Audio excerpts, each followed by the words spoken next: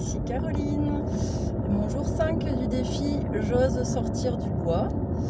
Alors déjà, je suis hyper contente que Marie-Cécile, alias Polochon et Bérangère soient parties dans le défi Je sors du bois.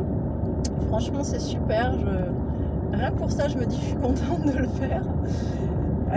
Voilà, donc n'hésite pas si tu as une amie, une connaissance, une sœur, une mère, n'importe quoi, où tu sens que ce truc-là, ok, ça voudrait dire quoi, je sors du bois et ce serait important pour elle, n'hésite pas à la taguer, à lui dire ok, allez toi aussi, pars dans le défi, je sors du bois, j'ose me montrer, j'ose dévoiler mes couleurs au monde, j'ose un pas en dehors de ma zone de confort, j'ose me rendre visible. Pourquoi je fais ce défi, ça s'éclaire au fur et à mesure, même si c'était déjà présent en arrière-plan, que je savais un peu, mais voilà, il y a des choses qui deviennent évidentes. C'est que on peut toutes porter en nous la mémoire de la chasse aux sorcières, des sorcières qui ont été brûlées juste parce qu'elles ont été des femmes ou parce qu'elles avaient des pratiques de guérison avec des plantes, parce qu'elles aidaient les bébés à venir au monde. Enfin, il y a eu quelque chose de très fort dans l'inconscient collectif qui s'est propagé et qui date d'il n'y a pas très longtemps finalement, parce que non, les sorcières n'ont pas été brûlées qu'au Moyen-Âge. Ça, en fait, ça a duré très longtemps, enfin quelques siècles, et exactement entre l'invention de l'imprimerie et le siècle des Lumières. Donc autant vous dire que nos arrière-grand-mères, il y en a certaines d'elles qui ont été brûlées, et il y a aussi toutes nos ancêtres en fait qui ont pu être témoins de ces massacres en fait, avec des raisons complètement absurdes, disons-le. Voilà, alors du coup la sorcière, moi je la connecte à tout ce qui est pratique ésotérique, tout ce qui est pratique énergétique, etc. Et en plus, j'ai une étiquette de psychologue, d'art thérapeute. Du coup, là, je sens en fait combien cette étiquette, elle a pu m'enfermer, comme s'il fallait que je rentre dans un cadre et dans une pratique codifiée par ce type de profession. Mais voilà, ça peut faire connecter aussi aux médecins qui parce qu'ils ont envie de pratiquer l'homéopathie ou la naturopathie, doivent se sortir je trouve plus le mot, mais pas le code de déontologie, mais l'ordre des médecins, voilà. Et donc, pour moi, la pratique thérapeutique, elle englobe beaucoup de choses au-delà de juste un entretien psychologique et une psychothérapie.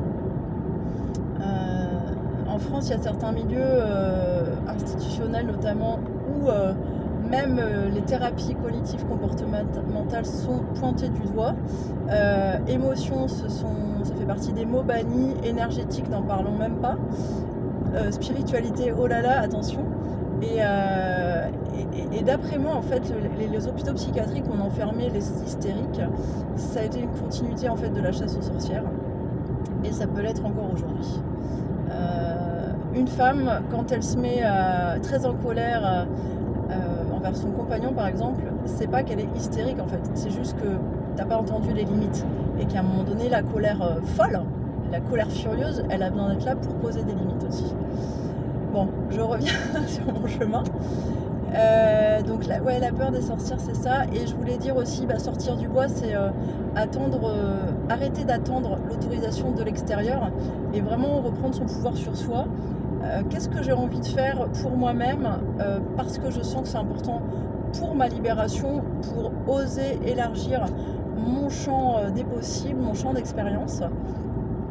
Et trop souvent, on attend qu'il y ait quelque chose, qu'il y ait une loi extérieure, qu'il y ait une figure d'autorité extérieure qui nous donne le droit de pouvoir aller dans une direction. Stop. En fait, stop. Nous sommes chacun maître et maîtresse de notre chemin.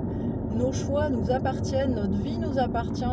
Au moment de notre mort, il n'y a personne qui va être là pour dire c'est bien, c'est pas bien ce que tu as fait. On va être seul à seul avec notre conscience.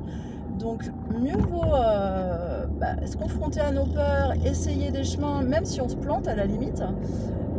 D'ailleurs, il y en a qui disent que si on se plante pas, on peut pas grandir, comme les plantes. Voilà, mieux vaut ça plutôt que d'avoir des regrets en fait et de se dire merde, en fait ça c'était là que je sentais que j'avais envie d'aller, c'est ça que j'aimais faire, c'est ça qui me rendait vivant, c'est ça qui me rendait lumineux, lumineuse, qui me faisait englober tout l'univers et bah zut, pourquoi tu le fais pas? Pourquoi tu le fais pas? Si tu sens que c'est important pour toi, vas-y, vas-y. En plus, c'est quoi, quand on sera plus là, bah il n'y a pas grand monde qui va se souvenir de nous, nos proches un temps, et puis après on va nous oublier. Donc en fait notre vie, elle est vraiment nôtre, c'est notre vie et on en est les créateurs, on en est les artistes. Voilà, dis-moi ce que ça t'inspire et si tu as une copine, une sœur, une tante, une grand-mère que tu sens qu'il serait important qu'elle sorte du bois, n'hésite pas à taguer.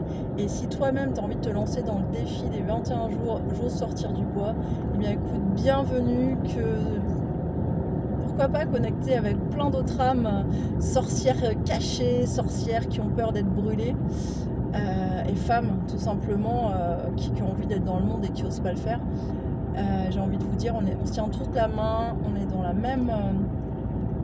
même champ d'énergie et quand on ouvre, on ouvre pour tout le monde. Youhou! Go!